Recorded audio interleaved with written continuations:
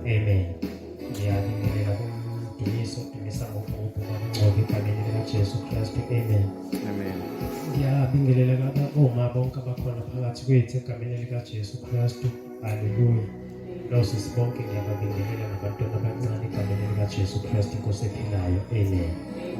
Ngomntwana kaNkulunkulu ngibazalwane ngiyincebe yenkosi ngokwenzela umusa uNkulunkulu ukuthi angambulela uJesu eyinkosi nomsindisi. Ngangase ngiyasindiswa ke bazalwane uNkulunkulu sezambulile kimi.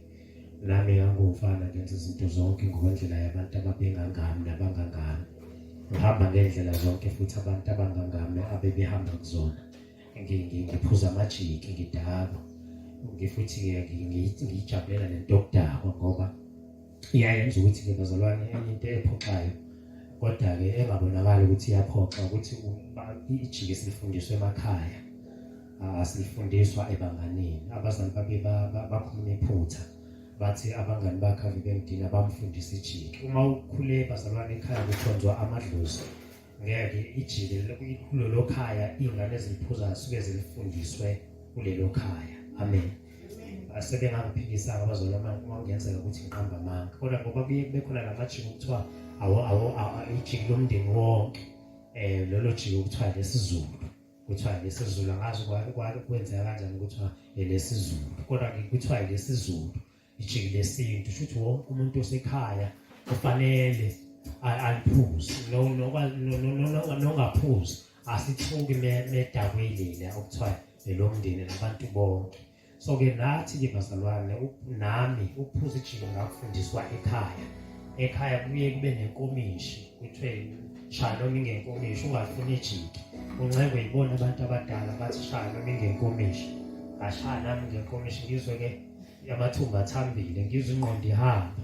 Mangizwe ingqondo ihamba ibe mnandi lento leyo ukuthi angisekho engqondweni yami ngathi sengikwenye iplanethi. So uyifune nenkomishi yesibili kule yesibili ke ungabusakwazi ukuthi uphinde ucele yesithathu ngoba sokuphele wonke amandla owake waba nawo. So ugcina sojwayele lezi eziwu2 sofuna isithathu ujwayele u3 ufuna isini babona ukuthi indaba yokho bekhelela ngeenkomishi sekudlala manje bakulethela ujeke wakho nabangani bakho kuthiwa wena nabangani bakho buyelana ngapha nibe nojeke wenu ubona ukuthi ujeka nokuza nilethela u5 liter. Yabo nami ngalifunde ekhaya ke bazalwane ijiki olamajiki okuthiwa umndeni. Kwafika isikhathi la angathi ngilibona ngathi futhi manje ngiphuzela abantu abasancomi ukuthi uphuzelile abathi sinokusela kabi. Kanti asikhathi ngaqala ngenandaba ukuthi likhulunywa kanjani ngoba kwakuyinto nami engangiyiqhenya ngawo ukuthi sengiyakwazi ukubamba iqhaza ekhaya emakhontenziwayo ngokuthi ngishaye inkomishi zilandelana. So ngaqala ngaphumela kuleli ngaphandle lifuna imali ngangena ngagcina sengikunyanya lele ngafunda ngalo. Haleluya. Ngalinyanya lele ngafunda ngalo ngagxila kuleli engafundiswanga ngalo ke bazalwane kwabheda kwaba wense ngilale nasemigaqweni sivike namabhodlela kule indawo esihamba kuzona kusivike neemoto sivike nookapu. Kwakunjalo ke bazalwane ngangena kogwayi nami ngithi ngibamba istyle ngizetha abafethu babone ukuthi angiyona lento becabanga ukuthi ngiyona ngihlakaniphe kangani ukuthi nje bengizithulela. So ngangena kuyona yonke lonto ezinye zezinto bazalwane uyazenza ngokuthi ufuna ukuthi ufithe kahle. Ngazenza ke zonke lezo zinto ngangena ngathi ikhaxa kuyona yonke into enjalo bazalwane ngabheda. So ke thema sekushunya indaba yekholwa umuntu ongangami ngangivele ngibuke ukuthi ugula ngempela ukuthi ukholwa ngempela uyezwana enhlizweni yakhe kuba ngathi uyena obhedayo. Abantu abaright kakhulu la imina nelokhuza ne big 5 yami. So bazalwane ngakhule ekuphuzeni nje ngagcina ogogo sengasabadeshi sengibaphuza nje ngibaphuza nje ngoba kwakuthiwa indoda ayideshi ungalokhu uzenza usisa uyijwayele into fanele ubonakala uyindoda. So ke bazalwane kwaba kanjalo ke ngangena ngangafitha njengeglavu kulento engacacanga. Ngashunyayezwa ke bazalwane ngashunyayezwa ngangayithandi lento yomuntu oshunyayeza ukuthi ungizweni khona ngaphoxeka nje ukuthi nakhona ngikhona sesontweni ngizambele emgaqweni bebe ngifuna ukusonta bengizoya esontweni manje ukuthi ungizweni. So ke bazalwane kwawukuthi into ayikhulumile iyahlala enhlizweni yami. So kwahamba isikhathi ngingafuni ukuphenduka kodwa ngila sengilizwile iqiniso lokho ngiqoqa ama-DVDs abantu basematendeni ifike ngibukele mangingedwa ekhaya lokhu ihlala lento imihla ngemihla ngiyibona lento noma ngingayifuni kodwa ngiyibona mina bazona ekhaya ngenxa ungabi namali amasiko akenziwa kodwa ke kuyenzeka lolu siko lelo inkukhu eyodwa emva kweminyaka ihambe nale nkomishi zesiZulu ayi ngabe ngagoloza kakhulu ngathi ngeke ngizakwazi ukusindiswa nabantu bathi amasiko ayabheda angazi ukuthi why ngingafuni ukusindiswa ngoba vela siwenzi sengelwa amadimoni ngathi angiyifundi into abantu basindiswe ngicasula ukuthi abantu amasiko abafuni kwafika isikhathi ke bazalwane angazi namuthi kanjani ngave ngasindiswa ke manje sengingahlatshwanga yizwe kwashukela kwaqedwa ngabe ngijahe ukuthi mina kaqede ukukhulumayo ngangijahile kwakuNovember ngangijahile ukuthi mina ngifuna kulethu ukuthiwa uma bekhona abafuna uJesu eyinkosi nomsindisi walibiza lelo thuba ke bazalwane ngase ngimcelele eminyango bathi mfethu ngilana nginenkinga ngifuna ukusindiswa ngifuna isonto engayenzi yonke lento lena sengiyibalile amajiki nanezwasho yonke into ongayicabanga wathi hayi khona la ufike endaweni eright ngasabuyela ngaphakathi bazalwane ngamukela uJesu eyinkosi nomsindisi ngabeka izandla indaba yami yokusindiswa bazalwane iyakanjalo njengoba ngithi ngisindisiwe ngase ngiyotshela abangani bami ukuthi sengisindisiwe mangibatshela ukuthi ngisindisiwe bave bathenga amabhodlela e3 ships abamabili bafuna ukuthi hayi soke sibone kahle ayikho into waqhama sesitshela ukuthi kalula kanje ijika basaliphuza useyasonto usengumfundisi ngangaliphuzi ngihleli nabo ngabashiya futhi ke ngahamba so uNkulunkulu alokho engenzela umusa ke ikhathi nezikhathi ke bazalwane ngoba kwakunosisi engakithi abami ngithi yintombi kwakufanele ke bazalwane ngiyobatshela ukuthi sengisindisiwe amen angithunywanga ke umfundisi bazalwane ngoba iqiniso nje bangishilo ukuthi ngase ngihlanganisela phelela ngazibonetha kufanele ngibatshele ngobafonele one by one baye bengithuke ke bathi usuyahlanya indaba yokusonta ayihlukanisa abantu naku nathi siyasonta mina bevele ngasonta kathi isikhathi siqomana bengazi ukuthi kanti nabo bona bayasonta so bathi bona naku vele nathi siyasonta ngazi ukuniqondeni indaba yamathandana yakuyinkinga kuphi bazalwane ke into eyenzakalayo masindiswa ke ngamamazwi asisindiswa siza lezo lozethe ezibovu bese siyaziyeka ngoba ngeke ukuthi usindisiwe kodwa uhamba uyaqonywa amen uyakiyeka uqonywa ugcina ukuqoma ungakasindiswa ugcina ukushela ungakasindiswa ugcina ukulala amantombazana ungakasindiswa ugcina ukulalwa ungakasindiswa haleluya uma ke wathi sengisindisiwe uvalile umnyango amen uvalile umnyango njengoNoah ekemkhunjini yawuvala umnyango wesono uyawuvala umnyango wenkanuko uvale noma usathane sekutshela ukuthi hayi thina sisebasha kasoshada kanjani masingaqhumani ngoba bathi sebebuzelele imibuzo yamadimoni bazaliswe bashiwe ukuthi uma nithi ke nifuna ukushada ngokambe nitest abanika abafana itest yemzimba yenu pho kutheni benganizazi baqede banishade ngoba la kaJesu bazalwane asiqali ngokuzala siqala ngokushada sigcine ngokuzala haleluya asiqali ngokungena ekamerweni siqala phamba mfundisi naphamba komphakathi kube ubufakazi sigcine ngokungena ekamerweni so yonke imikhuba namanyala sigcina singakasindiswa nami ngingale ko 10 years ngiya ko 20 ngisindisiwe ngagcina ukushela nginjani ngasindiswa angifuni intombi kahle njengamanje yini into engasuke ngifuna umfazi hayi intombi ngoba ihlangani lento noJesu haleluya angisho mina lokuthi sifuna ukuthi sizale indlela uhlelo oluthile ukuthi sibambe intombi sibambe insizwe ezisencane sibambe ngishisane lesikhulu ngoba uma sike siyakhanda uhlelo oluthile lingenalo iqiniso ibandla lika liyafa sibe amakholwa ngegama njengamabhethi bazalwa abhalwe Everett kodwa ungawaxoshe ezaleni engenawo umlilo basibe nomlilo bazalwane ukuthi masikhonze uNkulunkulu kukhona abanemimoya phakathi kwethu kukhale imimoya ngithanda ama-strings babuncobo lento ngiyengizwa ngathi ngibangela umsiko kukhala imimoya ukuthi uzwa abantu bethuka inhlamba endaweni bethi fokofa asinamsebenzi nalento yakhona kukwenzeke nje kufikile umlilo ke bazalwane ngoba once ungafika umlilo kunezinto ezizohlukana kunezinto ezizoqhawuka phakathi ngoba sekufikile umlilo fikile amandla kufike lento ewarisha amadimoni, kufike lento enyaka zisigodlo, ama-altar omkhathi. Ethema ifika bazalwane, wathumela uHerodi makufika izazi zodlula ngakwakhe, wathi nifike ningibhekele nami umntwana enza ukuthi ngiye khona nami ukuze ngiyomkhonza. Inhloso kwangekona ukukhonza, wayenyakazisiwe uHerodi ngoba wayetsheliwe zizazi mthetho, wayetsheliwe bababhali ukuthi kuzelwe namhlanje endlini kaDavida loyo ozelwe eyinkosi. Ubukhosi bazalwane akakhethwa, akavotelwa. Lo Jesu esimkhonza uzelwe eyiyo. Wenyakaza uHerodi wabona izaza zimphambili azibuyanga ngendlela abefuna ngayo, wathumela amasosha akhe ukuthi makuyiwe eBhethlehem. Wonke umuntu wageza ukuthi isikhathi manje unyaka wesibili, wathi bonke abantwana abangaba no2 years mababulawe. Wenze njani? Yini owarisha uHerodi? Sekufike lokho okupheleleyo. Ithi iBhayibheli izinto zonke ziyakukhawuka, kodwa lokhu bazalwane ongayi kunqamuka lithi uthando, lona liyohlele elimile njalo naphakade. Ngoba makufika okupheleleyo bazalwane, izinto ezingaphelelanga, asho njalo uPaul kwabaseKorinte bokuqala chapter 13 ukuthi lokho okungaphelele kona kuyophelelwa isikhathi. Abantu besikhathi okuzophelelwa ku-expire izinto zabo fanele banyakaze. Banyakaza uHero bebona ama-altar edilikile, i-altar likaDagoni phakathi nobusuku banyakaziswa yini ukuthi i-altar likaDagoni liphelelwe ixesha. Ngoba ufikile uNkulunkulu wangena kuGidoni wathi demolish i-altar likaDagoni, uyihlo angumpristi kulo. Bonakale bazalwane khona uNkulunkulu bavele kube soft nje, sihlabelele nabantu behamba umkhathi babe o-MC, bevuke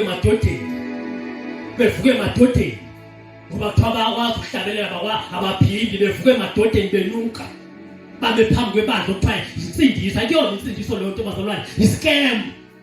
Haleluya bazalwane, haleluya. Mina bazalwane ngasindiswa ngabe ngathanda iqiniso, ngaphuma emangeni. Angiyifuni insindiso engenalo iqiniso, fanele insindiso nje ibe neqiniso lona lodwa. Ngoba uJesu esimkhonza bazalwane wathi mezimemezela wathi I am the truth. So makhonza uJesu oseqinisweni should awake amanga sikwazi okunye.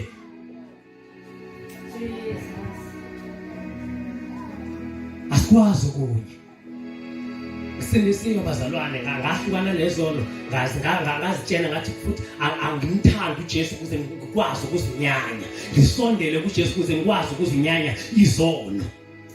Ngoba ngeke sikwazi bazalwane ukuthi ngofike ngithi manje bese ngontombi enhle ngithi uthi ngiyozalisa, mase ngiqedile ngawo uthi ngibuye ngiqale kabusha ngisindiswe, mawuphinde ngibonele ngiphinde ngiyoyizalisa, phinde ngibuye ngibuyele kabo. Bese ngithi ngina 10 years ngasindiswa, kodwa nginezingane ezinga3 nga2 ezineminyaka nga2 futhi nga1.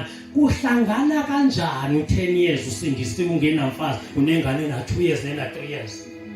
Inkosi yami abantu abafuna ukusilandela, yazi ngibafuna ukusilandela, bathi nithi niyasonta, nithi nisindisiwe manaliwe.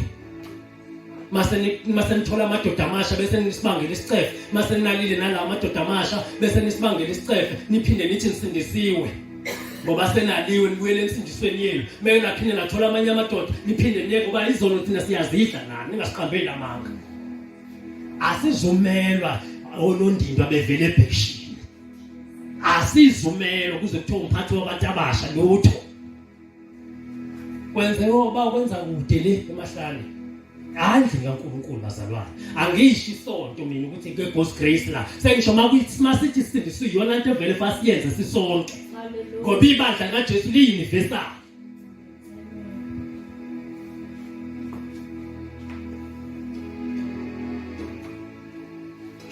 Ayikho lento bazalwane ukuthi hayi into yakamoya lena ningayifaka enyameni, uJesu ukhona nje kuhlala enhlizweni lutho. Ngeke ugqoke ibhamshoti uthi usindisiwe khohlwa, ngeke. Ngeke uyintombi bamba ukuhlalisela uvusela amadoda inkanuko uphinde banga umsindi uthi usindisiwe. Intombi noJesu uqamba amanga isikhohlakala, unespirit sikaJezebeli, umoya waseBhabhiloni ongaqoqi ohamba uvezela amabele uyowuka amadoda. Ngoba wathi uMshumayeli encwadini yeZakhariya lithi sithokozise ngamabele omfazi wobusha bakho. USathane uyazi unemfihlakalo esihlele emabeleni. That is why it makavezweke.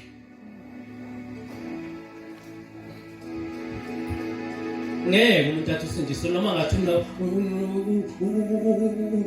unelokhuzana unamajazi awugcina ngci maqondana netheology ngeke athi usindiswa esagqoka esaveza le amabele khohlwa egqoka iqephe alutho ngeke lutho singakhohlisani ngezinto ezingekho. Amen. Singakhohlisani nje ngento engekuthi ayifunde kakhulu lona iBhayibheli ulazi A to Z noma angagqoki usefana nomuntu owakwashala noJesu ngendlela aliqonda kangcono ngakhona lutho noma ngane honors nemasters yaqhoka bazalwane imfihlakalo indaba yeBhayibheli siyawufihla umzimba. Haleluya. Siyawufihla umzimba. Angisho mina abantu besifazana abakholwa bengaqondi kahle. Kuzothi manje kuyekebuseka babedadaza ngamabhlo ulokhu uyocashelana noma umfundisi ngoba sowubona ingaphambili ehlalisayo awuthi ngicashe angazange ngibone kube wena nceke namahloni yena engenawo amahloni.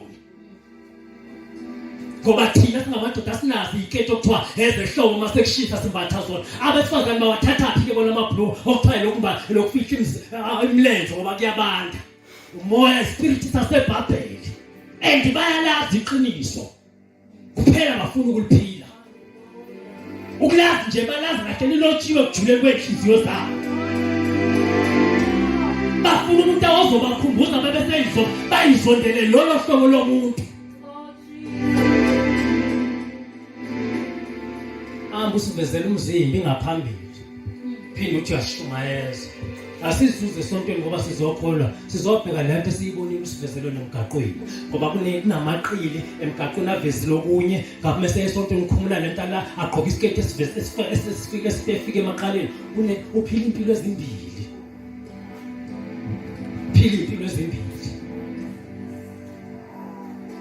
Haleluya. Bathi abazalwane mayekisi iqiniso gospel age la nje bazalwane ngasuke kube nezihlalo ezi-empty kodwa makuthi lo yedwa olamukele uyezubile ngoba kwakuswelekile uJesu alidabula iSamariya kwakungenxa yesifazane esiyisifebe saseSamariya sona sodwa.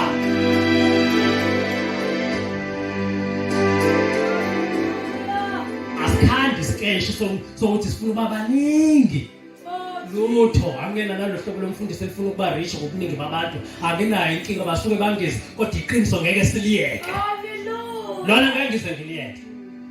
Amen. Ngeke ngize ngiliyeke kwabona babefuna uqoma bahamba bawuqomana babona ukuthi lento yasibambezela umfundi uhlele sitshentshi masingaqoqa kodwa kwamanye amabandla kuyaqonywana abantu bekhona bafuthi besindisiwe bashona khona.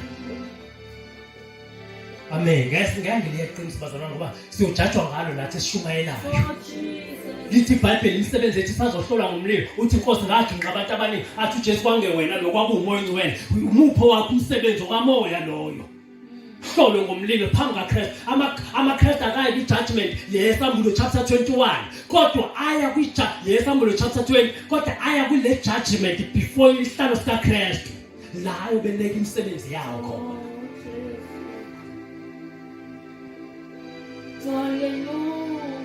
Lithi iBhayibheli abanye babo bebekhiphila amadimoni athi uJesu anginazanga. Obani laba abangalikhuluma iqiniso. Abanye babo bathwele bakhipha amadimoni ngotiko loshi. Amen. Labazalwane ngafuna iqiniso lona lodwa. Ngoba ngathola iqiniso ngavele nganela ngeke ungifice ngathi ngithi kade ngiyosonti ngiyobheka ngikade kunomuntu omkhulu eThekwini ngakho ngithe nama ngigibele ngingasali. Ngoba ngathola iqiniso anginankinga nabantu ngiyabathanda abantu kodwa ngeke ungizwe ukuthiwa bengigibele eThekwini ngoba kube khona umuntu omkhulu engimazela kude anginayo inkinga nomuntu ngoba ngafumana uKristu. Abantu bona bezula nje beke uMpumalanga bethathe kunomuntu omkhulu bebeyoshuma bebeyintshukumeni basafunana neqiniso abangalithola engekho enhlizweni yabo futhi amaqili alibaleka likhona nasemakhaya. Athi kwengase ngiyazitholela nje lo muntu engimzule eRedon ongathi waseGoli oshumayela iqiniso ngingaba right emoyeni ngeke kube right ngoba ulifuna malikhulunywa umuntu omaziyo ngasekhaya. Khona abantu abazolahla iqiniso balazi uNkulunkulu benomusa uvusile abantu abazokwazi ukufinyelela kuye kodwa bangafuni ukuya. Ngoba abantu nabantu ababefundisi bajajwa ngeyimoto bajajwe ngemali fanele uziyothwala ke ukuze bakulandele. ngatshe nomunye ngathi into ezokuyisa esihlogweni yinye but choice yakho laba ocabanga ukuthi benze sense kuwe yiba bakuyisa esihlogweni ngoba lento ifunayo akusiyona into ehlangene nendaba yokuyezulwini wena usifunela nje abantu not uChrist nombuso.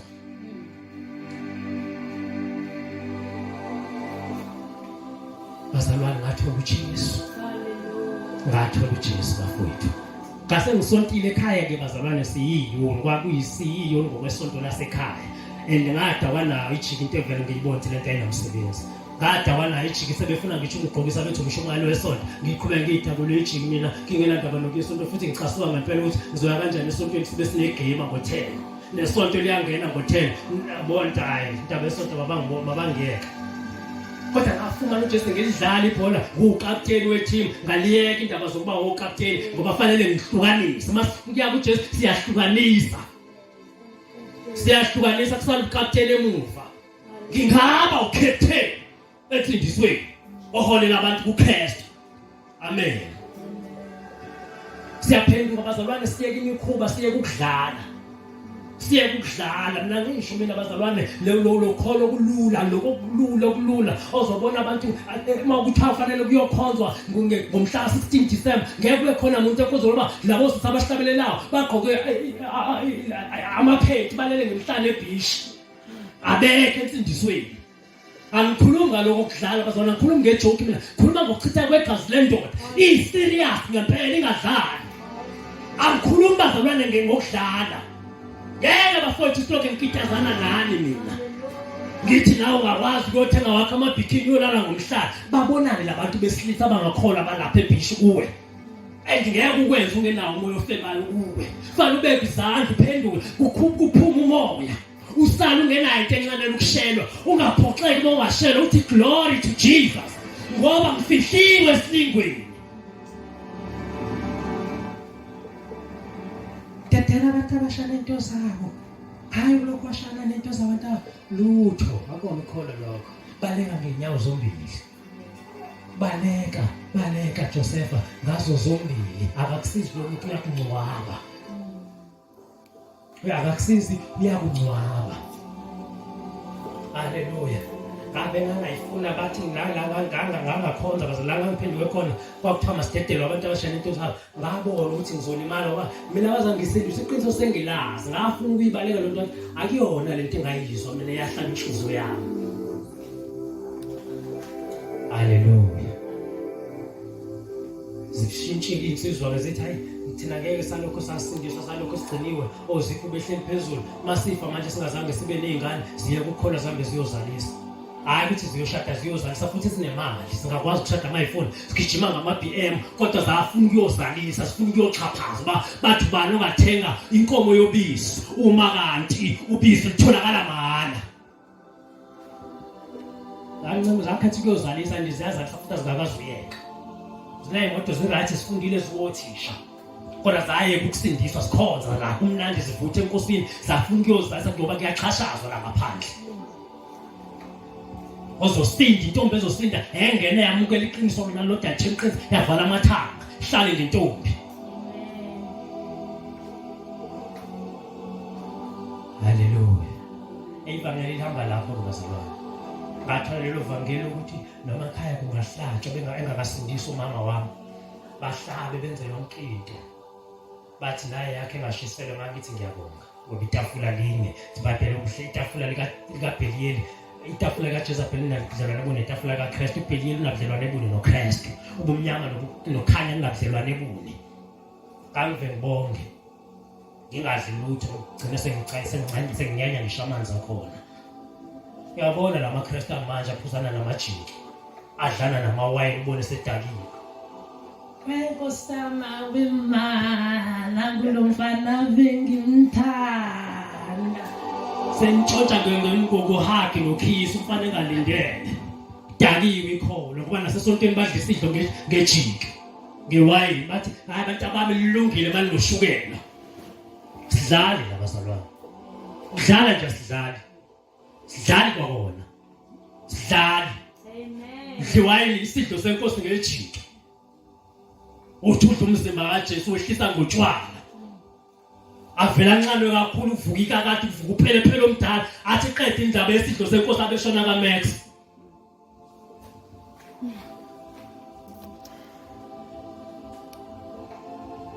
Hayi monjalo ngokhohle indaba yezulu awuyezulu uyazidlalela nje sketch sakho into yakho futhi loyenza kuyona kaJesu uJesu akakwazi. Amen. Mshumayelo wambezalisi into yakho uJesu akakwazi. Mshumvangelo wambezalisi into yakhe uJesu akaziwa kuye. Amen. Worship ngamadoda ka Facebook into yakho uJesu akakwazi. Hallelujah. Injalo nje bazalwane. Lithi iBhayibheli uNkulunkulu makaphakama abe ngoNkulunkulu izitha zakhe zichitheke. Mayesefuna uqoma nje akufanele kumenzele mezoqoma ehleni nathi avulabona ngathi simgagile singamgaganga. Ngoba sishumayela sifakaze kanje avulabona ukuthi hey ayisebeyangibona vele ngifuna ngibuyele eceleni. Yeah, fanele bekhona iqiniso benomlilo ohlukanisa ilight nedarkness. Yabo nje bangifakaza kanje uvela ayibonethu wena mfundisi kudala ngibona futhi ngevele ngazi. Yabo hayi yophuma kudala isonto basengqumile vele ngeke ngisabuka. Hayi lokho ukuthi ngaba noJesu nje ngaba intombi yoJesu nje intombi nje engafani nezinye bazali mangatshela iqiniso awufani nezinye ngani ilonto esifuna ukuyazi ezinye ziyaqoma yini nje awufani nezinye funa umfakazi lebazalwane sikuzwe ukuthi uthini ngawahlukana namadoda uJesu wakwenza umusa wawuphila kanjani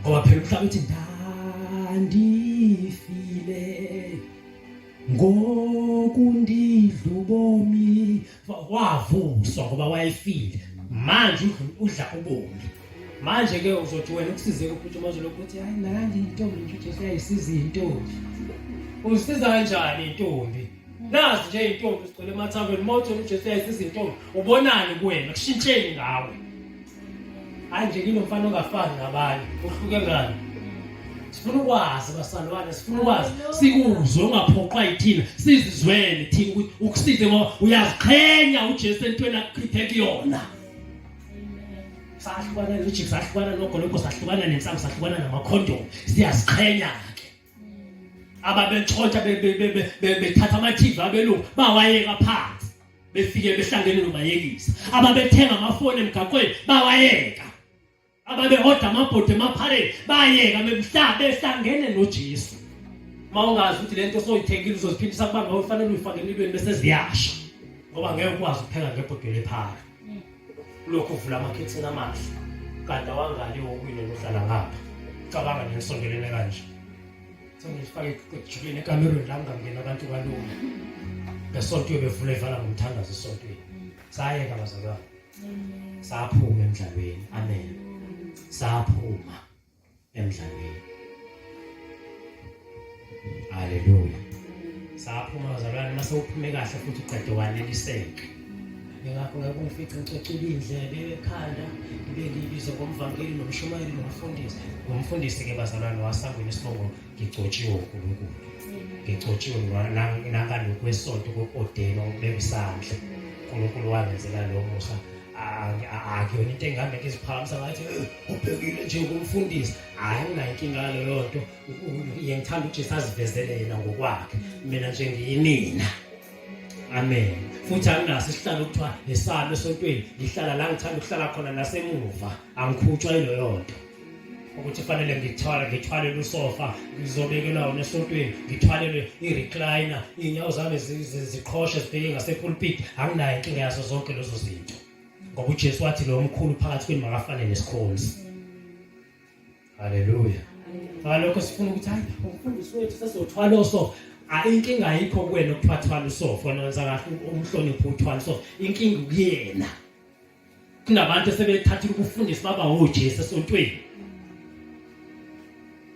akufanelanga bazalwane labona ukuthi uma kuthiwa umfundisi sokwaba uJesu wesonto cha uJesu solokho emunye haleluya beqhubeke kabazalwane masikhuluma lezo zinto eziqinisiwe eziqiniswe njalo bathi hayi ngoba sikuyofaka thina sinandaba ngeke asibone ukuthi wrong ngalento enze senza wrong uJesu wageza abafundi bakhe inyawo isayini humility isayini yokuzehlisa masikhonza uNkulunkulu fanele sizehlise sishone phansi ngoba amadimoni angena ngayo lento kulokho sanikwa ama-special treatment. Moya ekholweni lakho nje oliphethe enkosini uyofika sekunekhekhe lakhe elibhakelwe wena nenkukhu yakhe ephekele wena, kodwa bona laba abadlela ikabishi futhi hayi ngoba bethanda.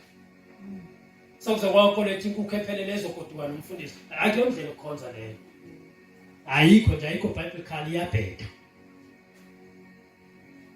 Amen. Uyabheda. Ula mthuthuka mfundisi. Nina nidleni ikabishi. Bonakala ke ingane ehlinile ngoba bese ziyibonile. Hayi bafethu asikhonze kanjalo. Khonza nje kanjalo nje sakufundisa bona ukuthi umuntu aqhilaza abanye abantu. Akakhuluma iqiniso leBhayibheli kube kuphela. Amen. Akakhuluma nje iqiniso aphelelisa iqiniso leBhayibheli kube kuphela kube ukuthi uqedile. Ngoba lamadimoni angena ngalo nto ugcine sengizazi ukuthi ngeke ngikwazi ngeke abana banginike ukuthi mangifike khona ngizoya kobani. Sikhonza kanjalo bazalwane. Inkolo nje enhle, inkolo enothando nokuzehlisa. Ibese ihamba neqiniso. Amen. Sofunda kiso laNkulunkulu.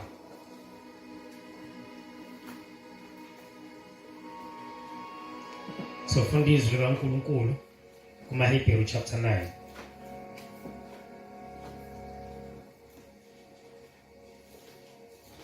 Nemvuselelo izoqhubeka ke bazalwane, kufanele iqale ngolesithathu kwaphazamiseke kufanele izoqhubeka ukuthi izophila ngesonto ebusuku.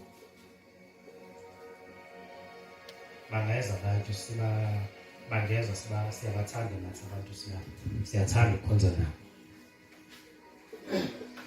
Singasho singeke sisho ukuthi baya bezozalana ke akusafanelanga baye la inhliziyo yabo ikhona. Bangeza bazohlanganyela nje babe babuyele emakhaya.